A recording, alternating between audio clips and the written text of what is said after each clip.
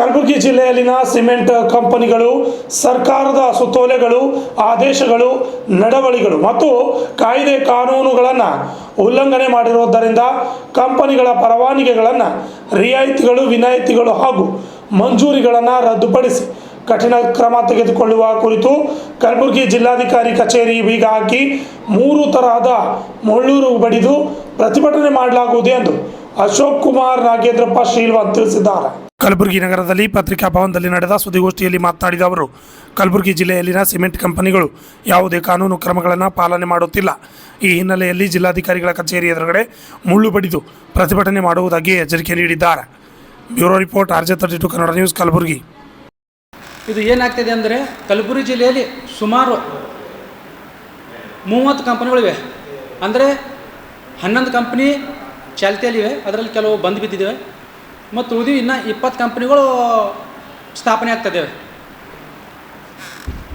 ಅದರಲ್ಲಿ ಮುಖ್ಯವಾದ ಏನಪ್ಪ ಅಂತಂದರೆ, ಸರ್ಕಾರ ಅವುಗಳ ಪರವಾನಗಿಗಾಗಿ ಕರ್ನಾಟಕ ಭೂ ಸುಧಾರಣೆ ಅಧಿನಿಯಮ 1961 ಸೆಕ್ಷನ್ 109 ಅಡಿ ಅವರಿಗೆ ಪರವಾನಗಿ ನೀಡಿರ್ತದೆ. ಕೆಲವು ಷರತ್ತುಗಳು ವಿಧಿಸಿ, ಅದರಲ್ಲಿ ಏನಪ್ಪ ಒಂದನೇ ಷರತ್ತು ಏನಂತಂದರೆ, ತೊಗೊಂಡು 2 ವರ್ಷದಲ್ಲಿ ಬಳಕೆ ಮಾಡ್ಕೊಳ್ಬೇಕಾಗಿತ್ತು. ಅದು 2 ವರ್ಷದಲ್ಲಿ ಯಾವುದೂ ಕಂಪ್ನಿಗಳು ಬಳಕೆ ಮಾಡ್ಕೊಂಡಿಲ್ಲ.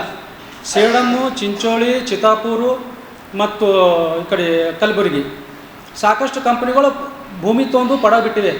ಉದಾಹರಣೆಗೆ ಇವಾಗ ಸದ್ಯದ ಪರಿಸ್ಥಿತಿಯಲ್ಲಿ ರಾಷ್ಟ್ರೀಯ ಸಿಮೆಂಟ್ ಕಂಪ್ನಿ ಒಂದೇ 10,000 ಎಕರೆ ಜಮೀನು ಖರೀದಿ ಮಾಡಿದೆ. ಒಂದೇ ಕಂಪ್ನಿ 10,000.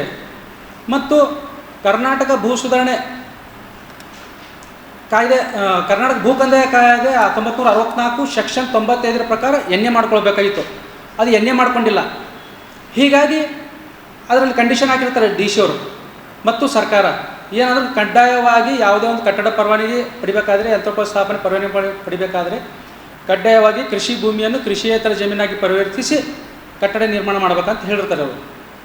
ಅದು ಯಾವುದೂ ಮಾಡಿರೋದಿಲ್ಲ. ಕಟ್ಟಡ ನಿರ್ಮಾಣ ಮಾಡಿ 6 ತಿಂಗಳು 1 ವರ್ಷ ನಂತರ ಕೃಷಿಯೇತರ ಜಮೀನಾಗಿ ಪರಿವರ್ತಿಸಿಕೊಂಡಿದ್ದಾರೆ. ಮತ್ತು ಕೆಲವು ಸಿಮೆಂಟ್ ಕಂಪನಿಗಳು ಇನ್ನೂವರೆಗೂ, ಶ್ರೀ ಸಿಮೆಂಟ್ ಕಂಪನಿ ಇನ್ನೂವರೆಗೂ ಕೃಷಿ ಭೂಮಿಯನ್ನು ಕೃಷಿಯೇತರ ಜಮೀನಾಗಿ ಪರಿವರ್ತಿಸಿಕೊಂಡಿಲ್ಲ. ಇದು 2 ಸಿಮೆಂಟ್ ಘಟಕಗಳು ಹೊಂದಿದೆ ಶ್ರೀ ಸಿಮೆಂಟ್ ಕಂಪನಿ, ಆದರೆ ಇನ್ನೂವರೆಗೂ ಅದರದ್ದು ಎನ್ಎ ಇಲ್ಲ. ಕಲಬುರಗಿ ಜಿಲ್ಲೆಯಲ್ಲಿ ಎಲ್ಲ ಸಿಮೆಂಟ್ ಕಂಪನಿಗಳು ಪೂರ್ತಿ ಇಲ್ಲಿಗಲ್ ಆಗಿವೆ. ಇವತ್ತಿನ ವಿಷಯ ಏನಪ್ಪ ಅಂದರೆ, ಇವೆಲ್ಲ ಏನು ಸಿಮೆಂಟ್ ಕಂಪ್ನಿಗಳಿವೆ ಹಲವು ಕಾಯ್ದೆ ಕಾನೂನುಗಳು ಉಲ್ಲಂಘನೆ ಮಾಡಿರೋದ್ರಿಂದ ಮಳಿಖೇಡ್ ಗ್ರಾಮದಿಂದ ನಾನು 15 ವರ್ಷದಿಂದ ನಾನು ದೂರು ಸಲ್ಲಿಸ್ತಾ ಇದ್ದೀನಿ. ಜಿಲ್ಲಾಡಳಿತವಾಗಲಿ, ಜಿಲ್ಲಾ ಪಂಚಾಯತ್ ಆಗಲಿ, ತಾಲೂಕು ಆಡಳಿತವಾಗಲಿ, ಸರ್ಕಾರವಾಗಲಿ, ಯಾವುದೇ ಅಧಿಕಾರಿಗಳಾಗಲಿ, ಜನಪ್ರತಿನಿಧಿಗಳು ಎಲ್ಲರಿಗೂ ನಾನು ದೂರು ಮನವಿ ಸಲ್ಲಿಸ್ತಾ ಬಂದಿದ್ದೀನಿ. ಯಾರೂ ಕ್ರಮ ಕೈಗೊಂಡಿಲ್ಲ. ನಾನು ದಿನಾಂಕ 27/4/2026 ಮಳಿಖೇಡ್ ಗ್ರಾಮದಿಂದ ಪಾದಯಾತ್ರೆ ಮಾಡ್ತಾಯಿದ್ದೀನಿ. ನಾನು ಪಾದಯಾತ್ರೆ ಮಾಡಿ ಜಿಲ್ಲಾಡಳಿತ ಪೂರ್ತಿ ವಿಫಲಾಗಿದೆ ಕ್ರಮ ಕೈಗೊಳ್ಳಕ್ಕೆ. ಸಾಕಷ್ಟು ತೆರಿಗೆ ಹಣ ವಸೂಲು ಮಾಡಬೇಕಾಗಿತ್ತು, ವಸೂಲು ಮಾಡಿಲ್ಲ. ಮತ್ತು ಕಂಪ್ನಿ ಮೇಲೆ ದಂಡ ವಿಧಿಸಬೇಕಾಗಿತ್ತು, ದಂಡ ವಿಧಿಸಿಲ್ಲ.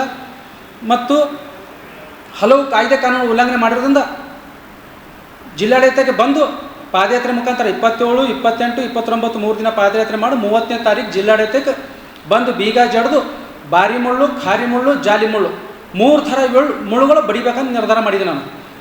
ಹೀಗಾಗಿ ಇವತ್ತಿನ ವಿಷಯ ಅಷ್ಟೇ. ಜಿಲ್ಲಾಡಳಿತ ತಾವು ಮುಂಚೆನೂ 27 ಸರ್, ಇದೇ 27ಕ್ಕೂ ಮಳಿಖೇಡ್ ಗ್ರಾಮದಿಂದ ಕಲಬುರಗಿ ಜಿಲ್ಲೆ ಜಿಲ್ಲಾಡಳಿತವರೆಗೆ, ಮಳಿಖೇಡದಿಂದ ಸರ್ DC ಕಚೇರಿವರೆಗೆ ಬಾರಿ ಮುಳ್ಳು, ಖಾರಿ 15 ವರ್ಷದಿಂದ ದೋಷ ಒಂದು ವರದಿ ಸರ್ ಅಲ್ಲಿ 10 ಗಂಟೆದು ಬಿಡ್ತೀನಿ ಸರ್. ಇವಾಗ ನಾನು 8 ಜನ ಇದ್ದೀವಿ, ನಾನು ಸ್ನೇಹಿತರು ಮತ್ತು ಮಳಿಖೇಡ್ ಗ್ರಾಮಸ್ಥರು. ಆದ್ರೆ ಎಲ್ಲರೂ ಫೋನ್ ಮಾಡ್ತಾಯಿದ್ದಾರೆ. ಕಲಬುರಗಿಯಲ್ಲಿ ಎಲ್ಲ ಪರ್ತಾಬಾದು ಮತ್ತು ಚಿಂಚೋಳಿಯಿಂದ, ಚಿತ್ತಾಪುರದಿಂದ ಫೋನ್ ಮಾಡ್ತಾಯಿದ್ದಾರೆ. ಬಿಸಿಲು ಒಂದಾದ, ಇದು ಫ್ರೀ ಪ್ಲ್ಯಾನ್ ಇಲ್ಲ. ಮುಂಚೆ ಅವರು ಕಣ್ಣು ತೆರೆಸ್ಬೇಕಂತ ನಾನು ಮಾಡ್ತಾಯಿದ್ದೇನೆ. ಅದು ಏನಾಗ್ತದೆ, ಬಿಸಿಲು ಒಂದಿದೆ. ಹೀಗಾಗಿ ಎಲ್ಲ ವಯೋವೃದ್ಧರು ಇರ್ತಾರೆ, ಸ್ವಲ್ಪ ತ್ರಾಸ ಆಗ್ತದೆ ಎಲ್ಲರಿಗೆ. ಹೀಗಾಗಿ ತ್ರಾಸು ನನಗಾದ್ರೂ ಪರವಾಗಿಲ್ಲ, ಬೇರೆಯವ್ರಿಗೆ ತ್ರಾಸ ಆಗೋದು ಬೇಡ ಅಂತ ನಾನು ಬರ್ತಾಯಿದ್ದೀನಿ. ಅದು ನೋಡ್ತೀನಿ ಅವ್ರು ಏನು ಮಾಡ್ತಾರೆ ಅಂತ. ಇದು ಉನ್ನತ ಮಟ್ಟ ತನಿಖೆ ಆಗ್ಬೇಕು ಸರ್. ಇದು ಸಾಕಷ್ಟು ಏನಂದರೆ, ಕೆಂಪೇಗೌಡ ಏರ್ಪೋರ್ಟ್ ಏನಿದೆ, ಅಂತಾರಾಷ್ಟ್ರೀಯ ವಿಮಾನ ನಿಲ್ದಾಣ, ಅಣ್ಣೇಶ್ವರ ಗ್ರಾಮ ಪಂಚಾಯತ್ ಅಂತ ಬರ್ತದೆ ಸರ್. ಅಲ್ಲಿ ಇವಾಗ ಈ ಕರೆಂಟ್ ಇಯರ್ಗೂ 15 ಕೋಟಿ ಟ್ಯಾಕ್ಸ್ ವಸೂಲು ಮಾಡ್ತಾಯಿದ್ದಾರೆ. 15 ಕೋಟಿ 2,500 ಎಕರೆಗೆ. ರಾಷ್ಟ್ರೀಯ ಸಿಮೆಂಟ್ ಕಂಪ್ನಿ 3,500 ಎಕರೆ ಇದೆ ಸರ್.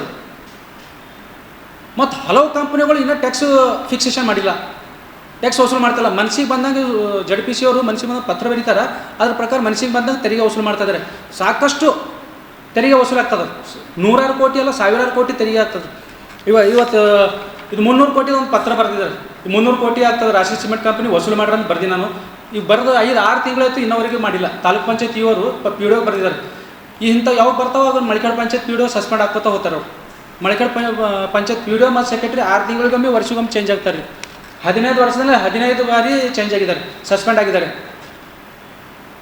ಇದರಲ್ಲಿ ಪೂರ್ತಿ ಇದರಲ್ಲಿ ಸರ್ಕಾರ ಮತ್ತು ಸಚಿವರುಗಳು ಎಲ್ಲೋ ಇದರಲ್ಲಿ ಶಾಮೀಲಾರ ಅಂತ ನಮಗೆ ಕಂಡು ಬರಲತ್ತದ. ಇದು ಉನ್ನತ ಮಟ್ಟದ ನ್ಯಾಯಾಂಗ ತನಿಖೆ ಆಗಬೇಕಿದು, CBI ತನಿಖೆ ಆಗಬೇಕು. ಹೀಗಾಗಿ ಜನ ಜಾಗೃತಿಗಾಗಿ ನಾನು ಪಾದಯಾತ್ರೆ ಮಾಡ್ತಾಯಿದ್ದೀನಿ ಸರ್.